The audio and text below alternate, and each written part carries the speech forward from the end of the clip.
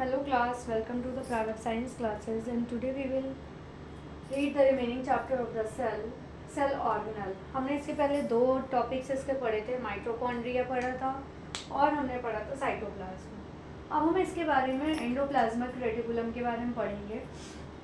Endoplasmic reticulum ये हमारा fine tube like membrane होता है जो हमारा एक्सटेंड होके प्लाज्मा मेम्ब्रेन और न्यूक्लियर मेम्ब्रेन बनाता है।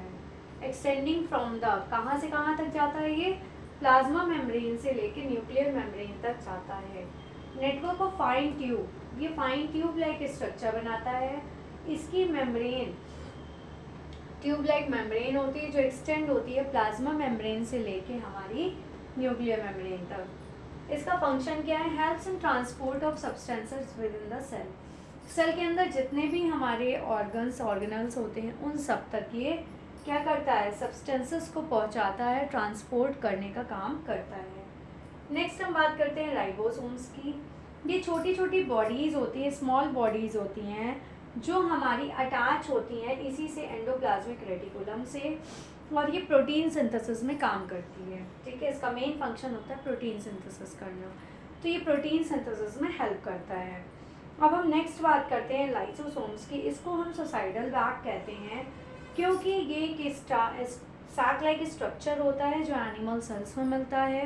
ठीक है, एनिमल सेल्स में मिलता है और जब भूखे रहते हैं, स्टारवेशन के टाइम पे होते हैं, भूख हड़ताल या फिर हमने खाना नहीं खाया है, तो ये सेलुलर ऑर्गेनल को ही खाने लगता है। ठीक है, और हमारी जो सेल्स होती हैं उनको हार्म पहुंचाने का काम करता है।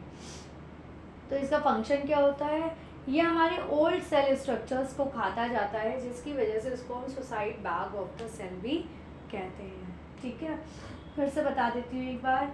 इसके सेल ऑर्गेनल में हमने इसके पहले पढ़ा है हमारा माइटोकॉन्ड्रिया। ठीक है, और हमने क्या पढ़ा था? साइटोप्लाज्म। और थर्ड हम इसका पढ़ रहे हैं एंडोप्लाज्मिक रेटिकुलम। जो एंडोप्लाज्मिक रेटिकुलम होता है इसमें फाइन ट्यूब लाइक मेम्ब्रेन होती है जो प्लाज्मा मेम्ब्रेन से न्यूक्लियर मेम्ब्रेन तक जाती है। ये क्या करती है? सेल्स में help in transport of substances को सेल तक ट्रांसपोर्ट करने का काम करती है। राइबोसोम्स क्या होते हैं? ये छोटी छोटी बॉडीज़ होती हैं जो एंडोप्लाज्मिक रेटिकुलर के सरफेस में अटैच होती हैं, और इनका काम क्या होता है? ये प्रोटीन सिंथेसिस का काम करते हैं, मतलब जो भी प्रोटीन है उसको सिंथेसाइज करते हैं। उसके बाद है हमारा लाइसोसोम्स। ये सैक लाइक स्ट्रक्चर होता है जो एनिमल सेल्स में मिलता है हमें, और जब स्टारवेशन का टाइम होता है, भूखे रहने का समय होता है या फिर भूख हड़ताल पे इंसान रहता है, तो ये क्या करती हैं? अपने ही सेल ऑर्गेनल्स को खाती हैं और सेल्स को हार्म पहुंचाती हैं। और इनका फंक्शन क्या होता है? इनका फंक्शन भी मेन यही है कि ये जो भी हमारी ओल्ड स्ट्रक्चर सेल्स हैं वो उन सेल्स को ये क्या करती हैं?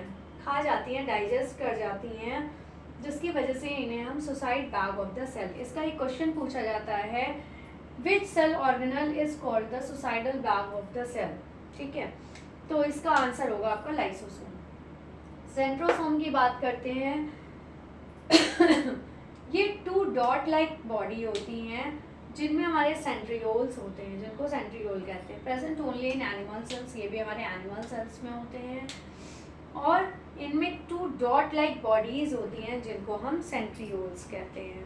ठीक है, सेंट्रियोल्स जैसे आपका बंडल होता है ना पेंसिल वगैरह का, बिल्कुल वैसे ही होता है, बना हुआ होता है, और ये हमारा सेल डिवीज़न को रेगुलेट करने का काम करता है। लगातार सेल डिवीज़न होता रहे उसमें ये पार्टिसिपेट लेता है।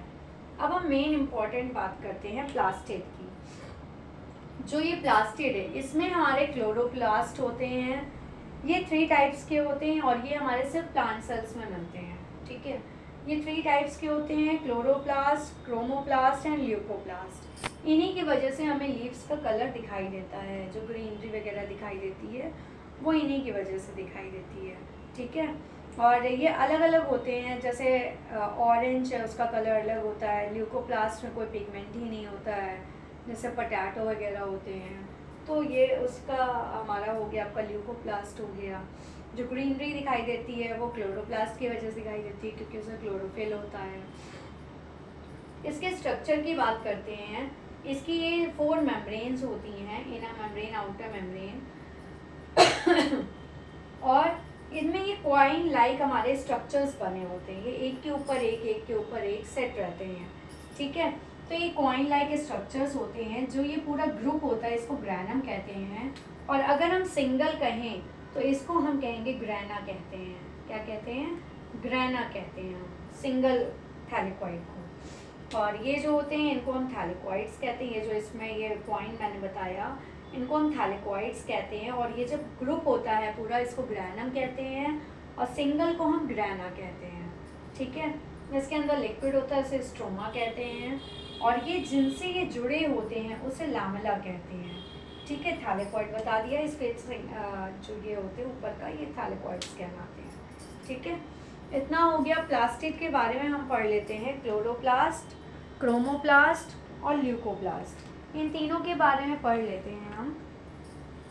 बस सेल ऑर्गेनल हमारे ख़त्म होने वाले हैं। ये लास्ट हम प्लास्टिड पढ़ लेंगे तो हमारा ये सेल ऑर्गेनल ख़त्म हो जाएगा। ठीक है। तो ये जो इसमें पूछा जाता है कि किस प्लास्टिड की वजह से इसका कलर क्या होता है, ठीक है। तो ये भी मैं बता देती हूँ। सबसे पहले हम बात करते हैं क्लोरोप्लास्ट की।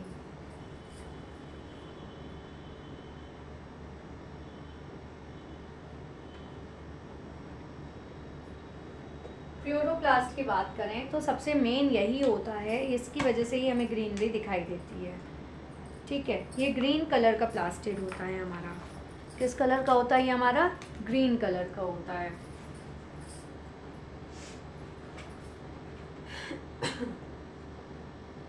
सो ग्रीन कलर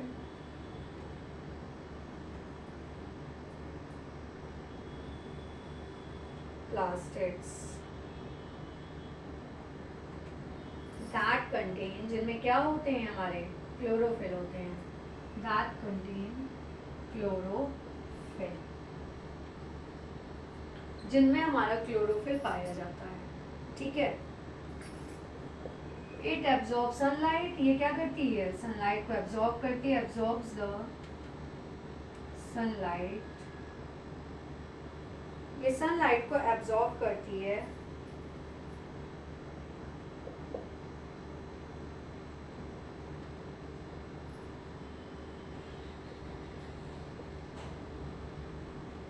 जो फोटोसिंथेसिस के लिए जरूरी होती है।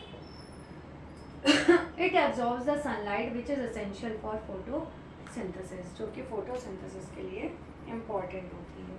अब हम बात करते हैं क्रोमोप्लास्ट की।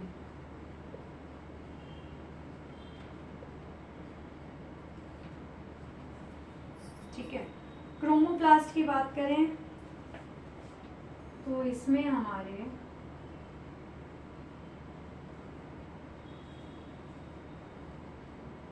कंटेन रेड, येलो और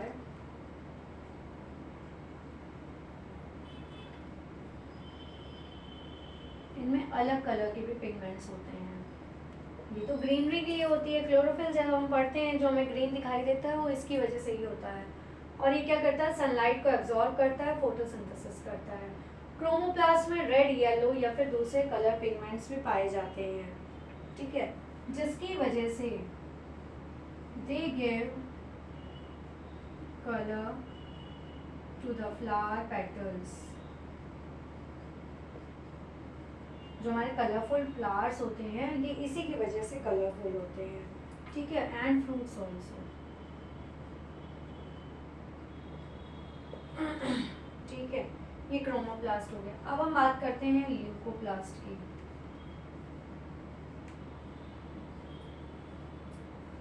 ल्यूकोप्लास्ट की बात करें तो ये कलरलेस होता है। साफ सी बात, इसमें कोई भी कलरलेस नहीं होता, ये कलरलेस प्लास्टिड्स होते हैं, ठीक है। कलरलेस प्लास्टिड्स होते हैं। They store food in the form of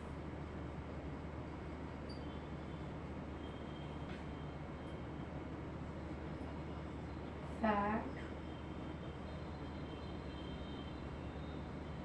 carbohydrates and proteins. ठीक है, ये हमारे जो ल्यूकोप्लास्ट होते हैं ये हमारे रूट्स वगैरह में पाए जाते हैं। किस में पाए जाते हैं? प्लांट्स की रूट में या अंडर स्टेम जो भी होते हैं, जैसे जिंजर है, पोटैटो है, ठीक है, इन सब चीज़ों में पाए जाते हैं। अब मैं आपको एक बार समझा देती हूँ। जो हमारे प्लास्टिड होते हैं ये 3 टाइप्स के होते हैं, chloroplast, chromoplast, leucoplast. Chloroplast green colour plastid होते हैं जिनमें क्लोरोफिल पाया जाता है। ये सनलाइट को एब्जॉर्ब करके फोटोसिंथेसिस करते हैं। क्रोमोप्लास्ट की बात करें तो रेड, येलो और एनी अदर कलर पिगमेंट होते हैं जो कि हमें क्या करते हैं? फ्लावर, ब्लड, पेटल्स और फ्रूट्स को कलर देते हैं। ल्यूकोप्लास्ट की बात करें तो ये कलरलेस प्लास्टिड्स होते हैं। They store food in the form of fat, carbohydrates and proteins. ये क्या करते हैं? फूड में स्टोर होते हैं। किस फॉर्म में? फैट, कार्बोहाइड्रेट और प्रोटीन के फॉर्म में स्टोर होते हैं। ठीक है, और ये कहाँ मिलते हैं? प्लांट्स की रूट में या अंडरग्राउंड स्टेम्स जैसे सीड, पोटैटो और जिंजर वगैरह में मिलते हैं। ठीक है ये हो गया आपका प्लास्टिड। अब हम इसके बाद एक लास्ट हेडिंग की बात करेंगे, वैक्यूल की। वैक्यूल और पढ़ेंगे अभी हम, और उसके बाद ये हमारे सेल ऑर्गेनल खत्म हो जाएंगे।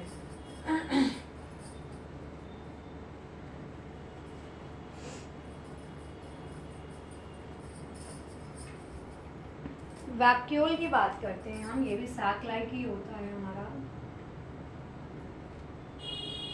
वैक्यूल।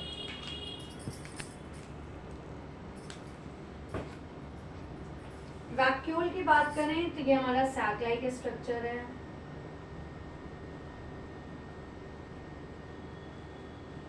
ठीक है, जिसमें हमारे फूड स्टोर रहता है। That store food, waste and water.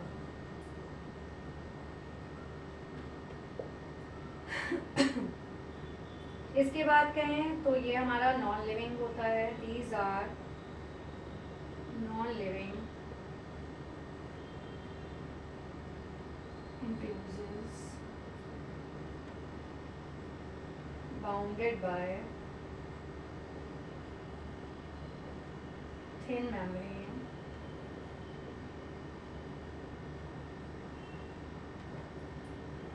called टोनोब्लास्ट।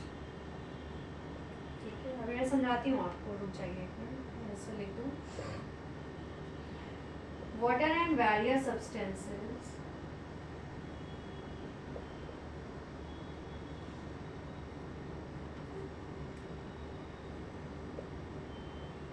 present in a vacuole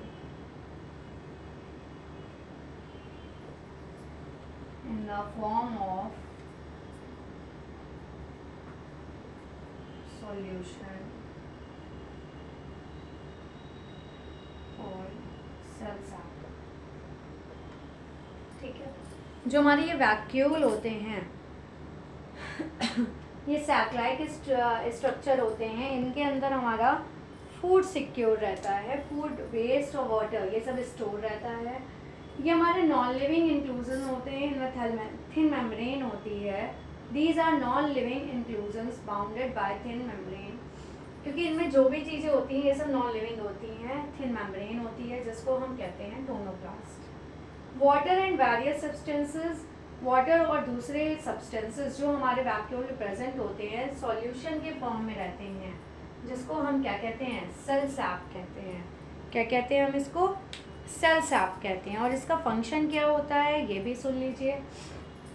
इसका फंक्शन बता देती हूँ, फंक्शन भी ज़रूरी है सबके, क्योंकि कई बार क्वेश्चन खाली आपका फंक्शन से ही बनता है।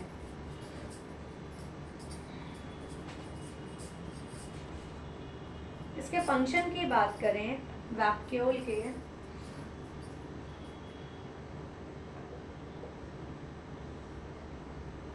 वैक्यूल का फंक्शन है कीप द सेल्स, ये सेल्स को कीप द सेल्स टर्जिड रखती हैं और उसको शेप देती हैं एंड प्रोवाइड देम शेप। ठीक है, शेप रख देती हैं। they store food materials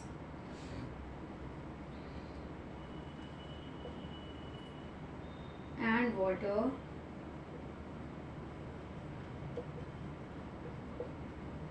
for the use of cells. जो हमारी दूसरी फर्दर एक्टिविटीज़ होती हैं उनमें हमारा वाटर और मटेरियल फूड मटेरियल्स को यूज़ करने के लिए ये स्टोर कर लेती हैं. ये क्या करती हैं, जो हमारी वैक्यूल होती है टर्जिडिटी बना के रखती हैं कि उनका शेप ना ख़राब हो, वो शेप में रहें और इनमें फूड मटेरियल को और वाटर को स्टोर रखती हैं जिससे कि सेल्स उनको फर्दर यूज़ कर सके अपनी दूसरी एक्टिविटीज़ के लिए. ठीक है, तो ये हमारे सेल ऑर्गेनल पूरे हो गए. अब इसके बाद बस आपके थ्रू टॉपिक इसमें और हैं, difference and the cell division. ठीक है, ये 2 टॉपिक्स हैं, difference between the plant cell and animal, that is most important, and the cell division वो भी इम्पॉर्टेंट है, वो भी पूछा जाता है. सो नेक्स्ट क्लास उसकी रहेगी. After that this chapter will be finished. So thank you class, and please like, share and subscribe my channel. Take care.